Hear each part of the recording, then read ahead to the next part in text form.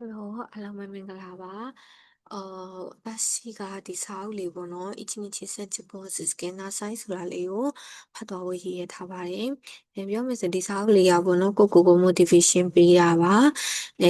Belum sao lâu tên này bọn nó belum nhiều đi motivation đi xem lâu mà lệ sao lý là lại lý chính nhau belum nhiều đi lâu tóm lại số việc đó đã nhiều bọn nó mình đã từng giờ lâu lý về sẽ lâu tóm bộ số việc khác cho nó lâu nhiều đi trong áp bị thay sao lýဖြစ်တယ်ပေါ့နော် ဒါလေးကိုဖတ်ရတဲ့ရည်ရွယ်ချက်ကတော့ကိုလည်းတော့အပေးချင်တာပါတယ်ပြီးတဲ့ခါကျတော့ဒီဖတ်ပြီးရဲ့ခါကျတော့ပေါ့နော်သူမျက်နှာလည်းနားထောင်ပြီးတော့မိုဒီရသွားစီချင်တယ်ပေါ့နော်ကိုဘဝအတွက်ကိုတဆင့်ပို့ပြီးတိုးတက်စီချင်တယ်ပေါ့နော်အဲ့လိုမျိုးဟိုကိုယ့်အတွက်လည်းအကျိုးရှိမယ်သူများအတွက်လည်းအကျိုးရှိမယ်လို့ထင်တဲ့အတွက်ကြောင့်မို့လို့ပေါ့နော်ဗီဒီယိုလေးလုပ်ပြီးတော့တင်ဖို့ဆုံးဖြတ်လိုက်တာဖြစ်ပါတယ်တော့ဒီချင်းချင်းစင်ချပေါ်စကနိုင်ဆိုင်ပေါ့နော်သူကတဲ့ဂျင်းဆေးရှော်ရီနော်ဘန်ကီယိုဟိုကိုချူခေါ်ဆိုပြီးတော့ပြောထားတယ်ပေါ့နော်လူဘဝမှာရှော်ရီအောင်မြင်မှုရအတွက်စာလီလာနီလေး55နီးဆိုပြီးအခါတခုကပြောထားပါတယ်ဒီဟာကတော့စာရေးသူရဲ့အမှားစာတွေပေါ့နော်သူဘယ်လိုမျိုးစူးစမ်းခဲ့တယ်ဒီမှာဆိုရင်ဒီစာရေးသူရဲ့ပေါ့နော်သူရှိထားတဲ့私のレモテいる主なスキルや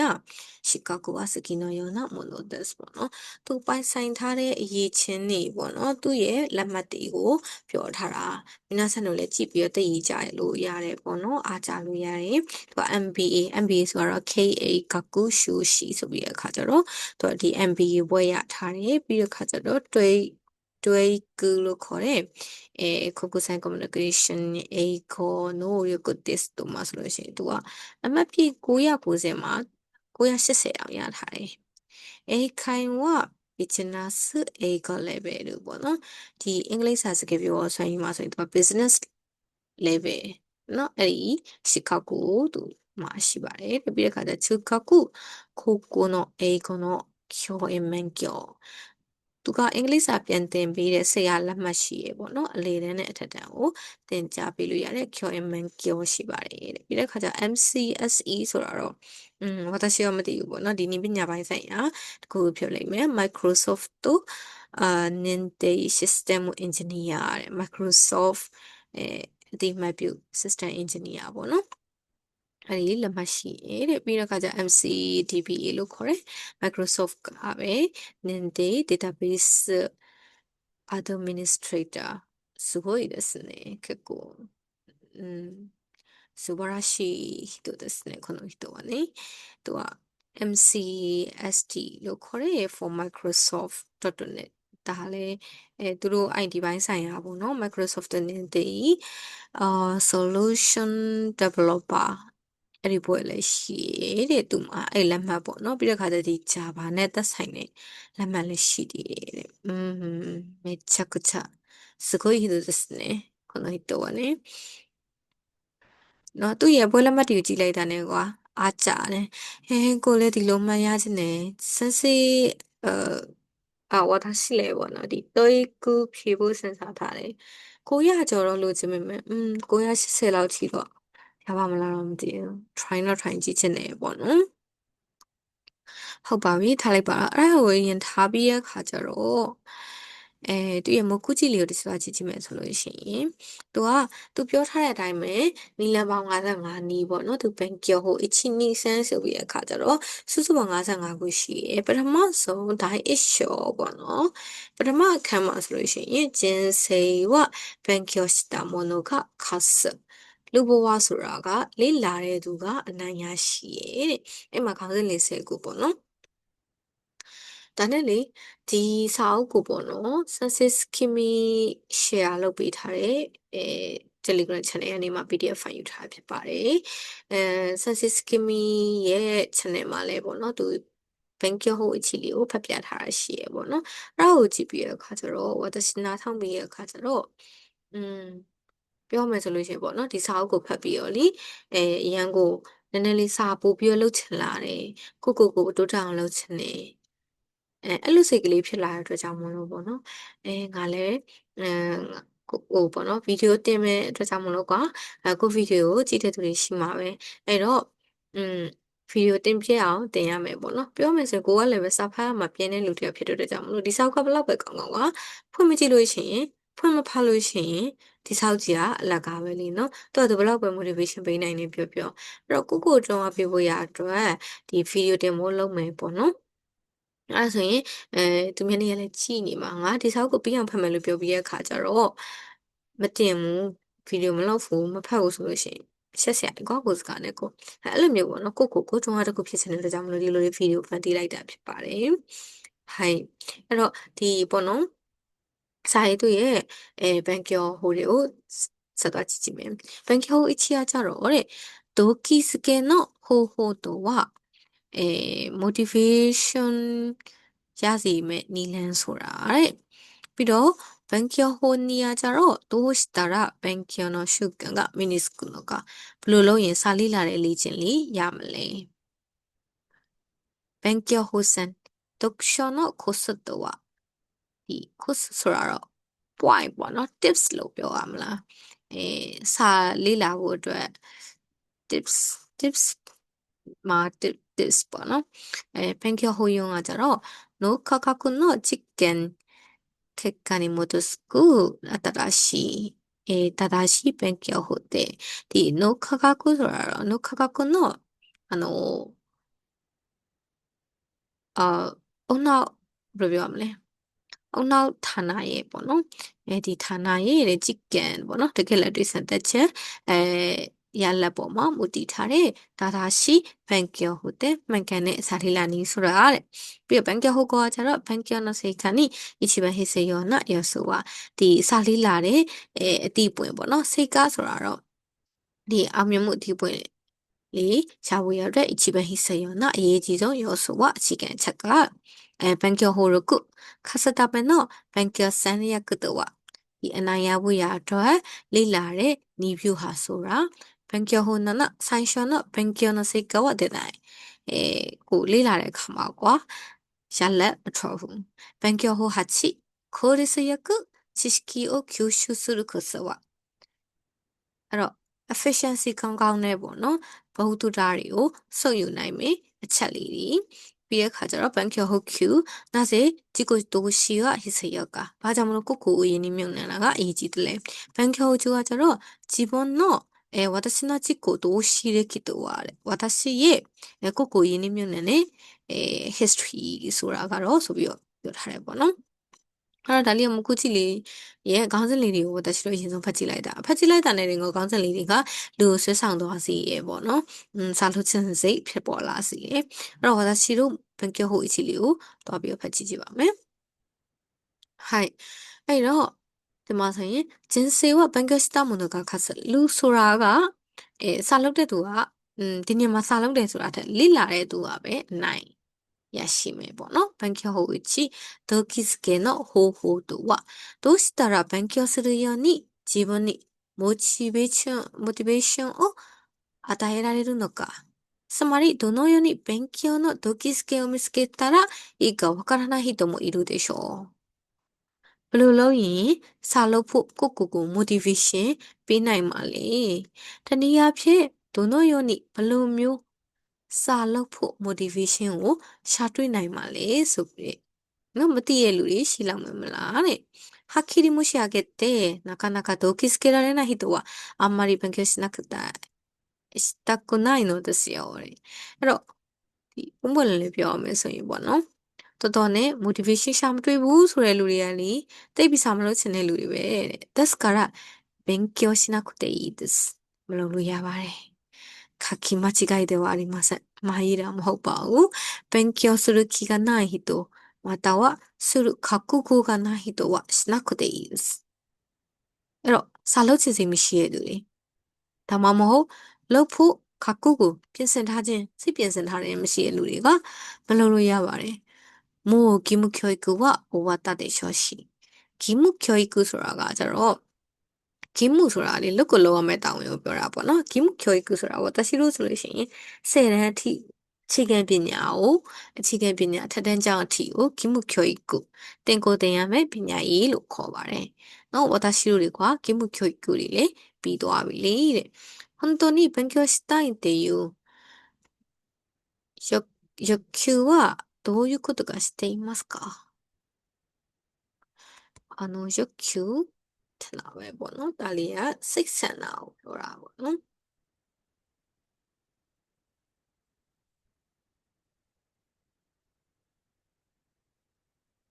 ။ ဒီ short လေးမှာတစ်ချက်ရှာကြည့်လိုက်မယ်နော်။ ရုပ် Q ကိုမှန်ပါတယ်ရှင်။ရုပ် Q လို့အတန်ထွက်တယ်ပေါ့နော်။သူကဆန္ဒကိုပြောတာပါ။အဲ့တော့တကယ်စာလေးလာခြင်းနဲ့ဆန္ဒဆိုတာကတဲ့စိတ်ဆန္ဒဆိုတာどういうことか知っていますか？ဘလို့ရမျိုးလဲသိလား။ フランスのパリに行くと将来プロの芸術家を目指す若者がたくさんいます。နော်အနာဂတ် professional အနုပညာရှင်အနုပညာရှင်ဆိုတဲ့နေရာမှာကွာဒါတရုပ်ဆောင်တာ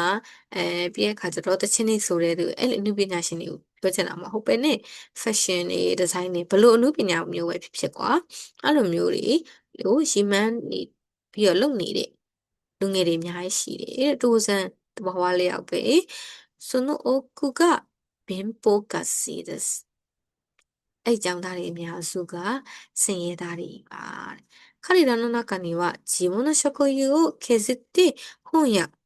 画材を買う学生がいます。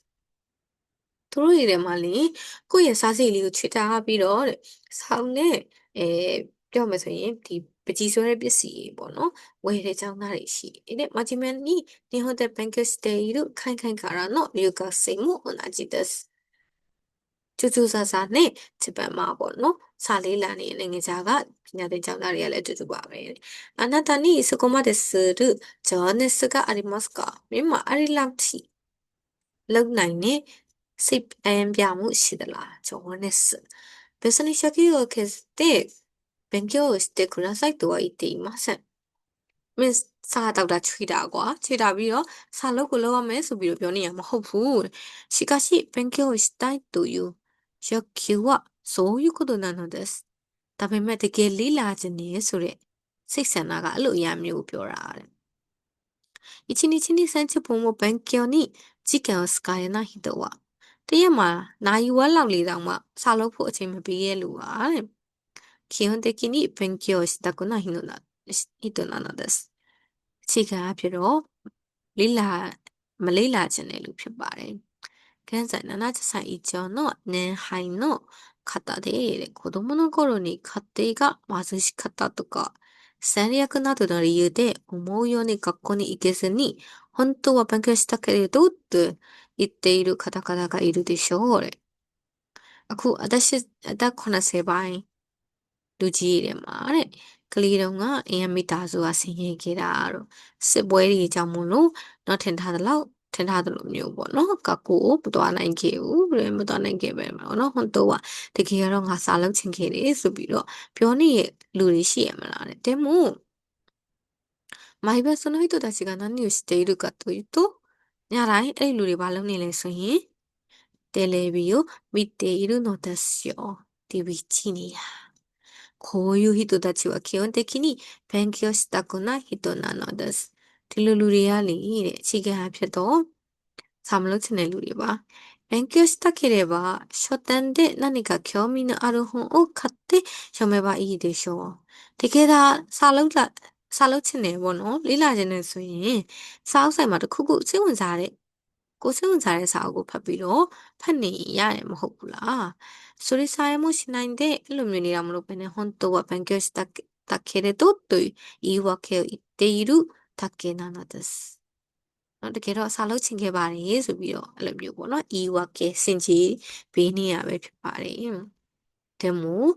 こういう教訓の人たちを教訓ဆိုဒီလိုအခြေအနေနဲ့လူတွေကိုပေါ့နော်勉強したくないのだという言葉で片付けるのはかわいそうな気がします。ဒါပေမဲ့အဲ့လိုအခြေအနေနဲ့လူတွေကိုပေါ့နော်အဲ့လိုအခြေအနေနဲ့ဆိုတာကွာငါစာလုံးစင်မဲ့အခြေအနေမပေးခဲ့တာပေါ့နော်အဲ့လိုမျိုးတဲ့လူတွေကိုနင်တို့တွေစာမလုပ်ချင်တာပါဆိုပြီးစကားလုံးနဲ့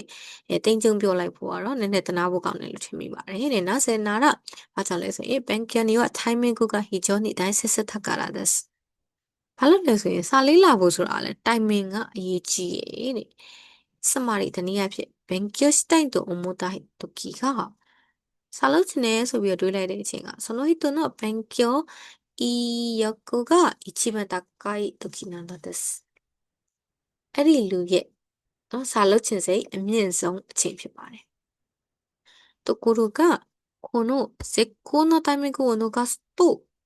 အဲ့တော့ဒီအကောင်းဆုံးအချိန်တွေကိုလက်လွတ်လိုက်ရမယ်ဆိုရင်勉強する意欲も徐々になくなってしまいます。လေ့လာခြင်းတဲ့စိတ်ကလေးကလည်းတဖြည်းဖြည်းနဲ့ပျောက်သွားမယ်。ですからあなたが何か勉強したいスキルを習得したいと思ったら、その機会を絶対見逃してはいけません。